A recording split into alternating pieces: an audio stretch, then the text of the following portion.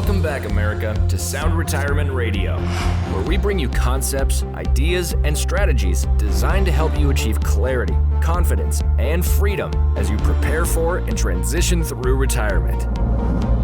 And now, here is your host, Jason Parker. America, welcome back to another round of Sound Retirement Radio. So glad to have you tune in into this episode. The title is number 443, Retirement Investing, Why Global Diversification Matters. But before we get going, let's start the day by renewing our mind. I've got a verse here for us from Mark chapter 8, verses 36. What good is it for someone to gain the whole world, yet forfeit their soul? And then something fun for the grandkids. What do you get when you cross a snowman with a dog? Frostbite. Here's one. This one, I told my wife this one last night. She looked across the table at me like she wanted to rip my face off. But why was the snowman looking through carrots? He was picking his nose. In today's podcast, I'm going to be discussing retirement investing and the importance of broad global diversification. I'm going to explain the reasoning behind our approach and share a few of the strategies we use to help minimize risks. Some of the core ideas I want to share with you are recency bias, home country bias, the concentration of the S&P 500, why price matters, global market capitalization, and Vanguard's forecast for the next 10 years. Remember, articles, links, and resources from today's show can be found at soundretirementplanning.com. Just click on episode number 443. Before we get into today's show, I have a few holiday hacks and a money-saving tip for you. Okay, so here are the hacks, first of all. Now, to understand why this is so important to me, for years, we've had a tradition in our family where we put the Christmas tree up, and the very last thing we do is we put the star on the top of the tree. And when my kids were little, I would hold them up, and they would put the star on, and it would be all crazy and sideways, and then I'd spend the next hour, with my wife telling me which direction to move it. And I don't know about you, but if you put a star on the top of your Christmas tree, whoever invented those stars and those bases that they have, I don't know. I have no idea what they were thinking when they designed those Christmas tree stars, but you could never get them on straight. So this year, we were putting together the fake Christmas tree, the artificial Christmas tree. My daughter's boyfriend was at the house helping, and as we were assembling the tree, we put the top of the tree on, and then he said, if we would have put the tree topper on first, it would make it so much easier.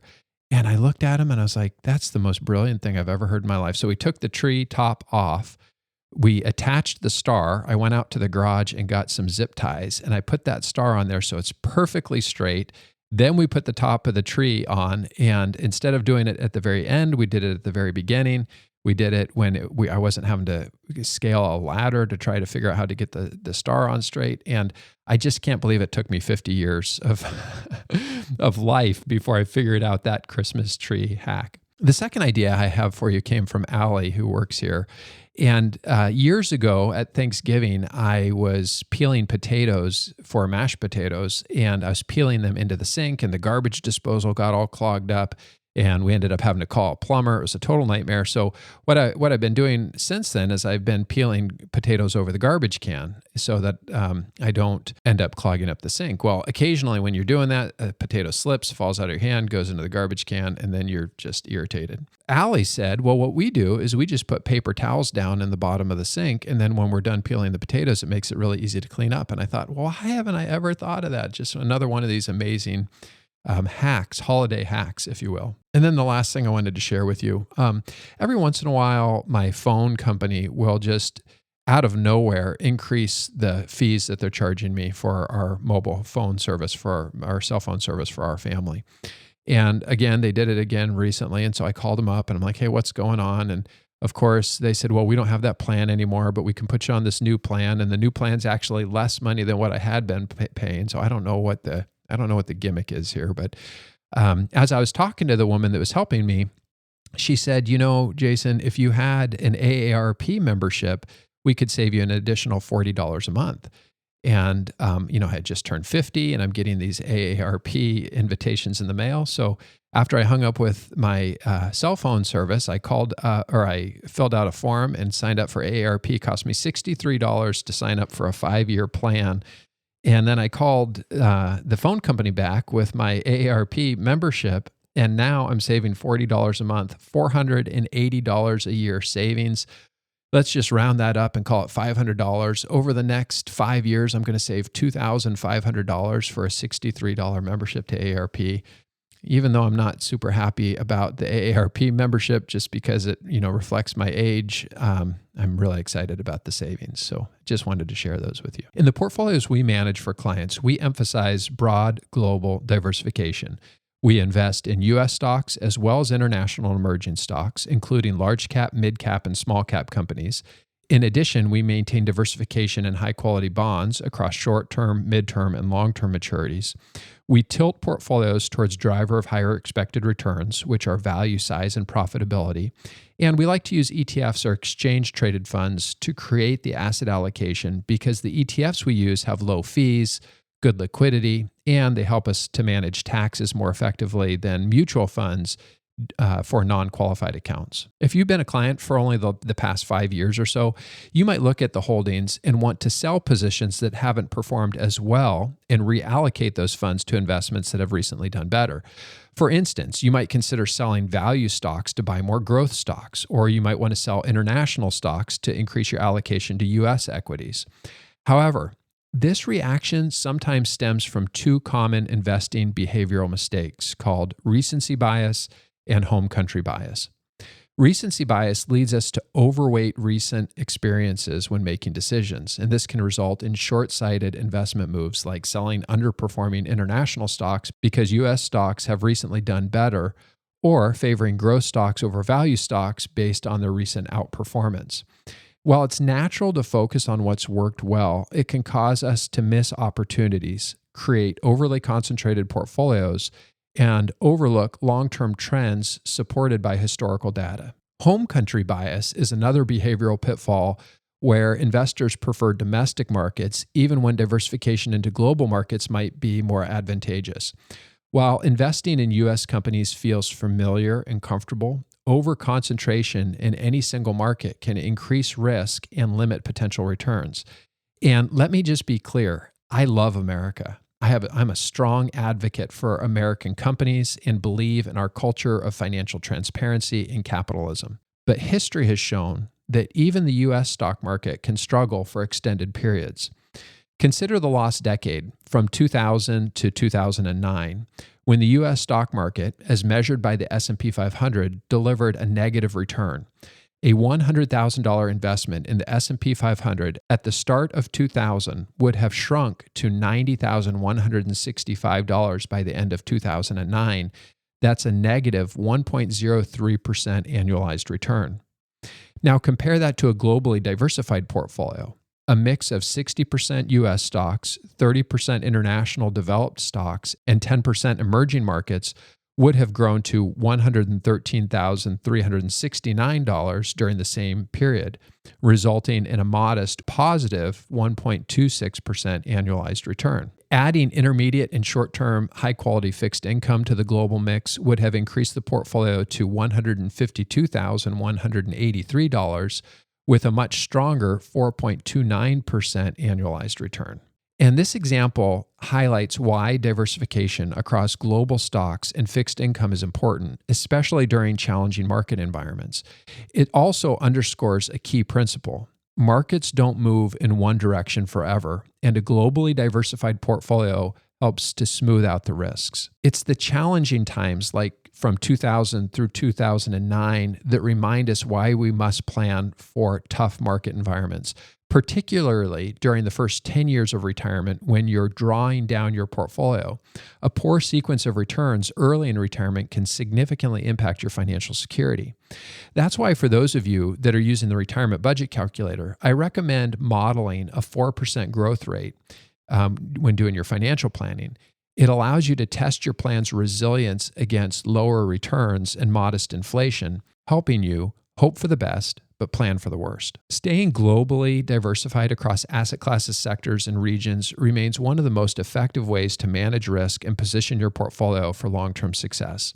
And now the interest rates on bonds have reset and are offering more attractive yields than in the past several years. It's a great time to consider having bonds in your portfolio to help produce income and create that ballast to help with the volatility of stocks. Vanguard publishes forecasts from their capital market model, which uses historical data and statistical analysis to simulate a wide range of potential future returns for various asset classes. These forecasts incorporate uncertainty and risk to help analyze portfolios and provide expectations about future returns.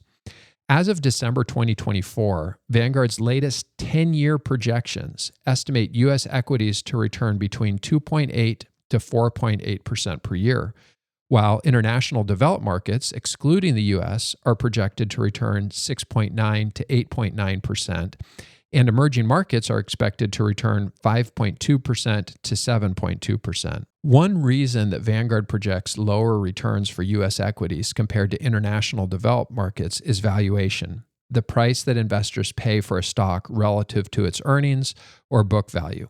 For example, if we use the Vanguard Total U.S. Stock Market Fund, the ticker symbol VTSMX, has an average price-to-earnings ratio of 20.6 times and a price-to-book ratio of 3.8 times. The Vanguard Total International Stock Fund, VTMGX, has a price-to-earnings ratio of 13.2 times and a price-to-book ratio of 1.6 times. And to illustrate why this matters, let me share a simple story. When I was a kid, my friends and I ran a lemonade stand. On the first day, we used supplies from my friend's mom's kitchen. And at the end of the day, she took half of our earnings to cover the cost of supplies. The next day, we used supplies from my mom's kitchen, and she didn't charge us a thing. We sold the same amount of lemonade, but we got to keep all the profits. And it taught us a really important lesson. Costs matter. The less you pay, the higher your potential profit. The same principle applies to investing. If you buy a great company, like our lemonade stand, at a lower price, the expectation is that your future returns are likely to be higher. Right now, buying international stocks costs less. It's only $13 to buy $1 of earnings of international companies versus $21 to buy $1 of earnings of U.S. companies. Lower valuations often lead to higher potential returns over time. So now that we've explored behavioral biases in investing and the importance of valuation, buying assets when they're less expensive, the next step is determining how to allocate dollars across your portfolio. And a logical way to start is by looking at the global market capitalization. Market capitalization refers to the total value of a company's outstanding shares of stock. It reflects how much a company is worth in the stock market. To calculate market capitalization, you multiply the share price by the total number of shares outstanding. For example, if a company has 1 million shares outstanding and each share is valued at $50, its market capitalization is $50 million. Global market capitalization extends this concept across the entire world. It is the combined market capitalization of all publicly traded companies worldwide, representing how investors allocate resources globally. Understanding global market capitalization helps us to see the relative size of each market and serves as a guide for building a globally diversified portfolio. At the end of 2023, the United States represents 61% of global market capitalization, $50 trillion across 3,481 companies. International developed markets represent 27%, or $22 trillion across 6,518 companies. Emerging markets represent 12%, or $10 trillion across 9,540 companies. This global allocation changes over time as markets are dynamic and continuously process information. By using the global market cap as a baseline, we can allocate investments broadly across countries. For example, based on the 2023 data, a globally diversified portfolio might allocate 61% to U.S. stocks, 27% to international developed markets, and 12% to emerging markets. Diversification is a fundamental risk management tool. It means not putting all of your eggs in one basket. A client once shared a childhood story that illustrates this perfectly. His mom sent him to buy 3 eggs. On the way home, the paper bag broke and all the eggs splattered on the sidewalk. Imagine if he had carried each egg in a separate bag. If one bag broke, he would still have 2 good eggs left. Diversification works the same way with investments. For retirees, this is really important. Once you stop earning an income, managing risk becomes essential. Diversification helps protect your wealth. If you invest solely in the S&P 500, you own 500 companies, but 10 of those companies make up about 30% of the portfolio. By expanding to the entire U.S. market, you own 3,481 companies. However, with a globally diversified portfolio like the ones we recommend for our clients, you own over 11,500 companies worldwide. That's more eggs in more baskets, reducing the risk of relying too heavily on any single market. Remember, the goal of the investment strategy is to earn the returns that we need to make the plan work and to earn those returns with as little risk as possible. From 2004 to 2023, how many times do you think the U.S. had the highest annual returns among developed countries? The answer? Only once. Instead of trying to predict which market will outperform, a better strategy is to diversify broadly across asset classes, sectors, and across the entire globe. A couple other risk mitigation strategies. Number one is rebalancing. Regularly rebalancing your portfolio is a powerful tool for risk management because it forces you to sell high and buy low, a strategy that often feels counterintuitive. It requires you to sell your investments that have performed very well and buy more of those that have underperformed.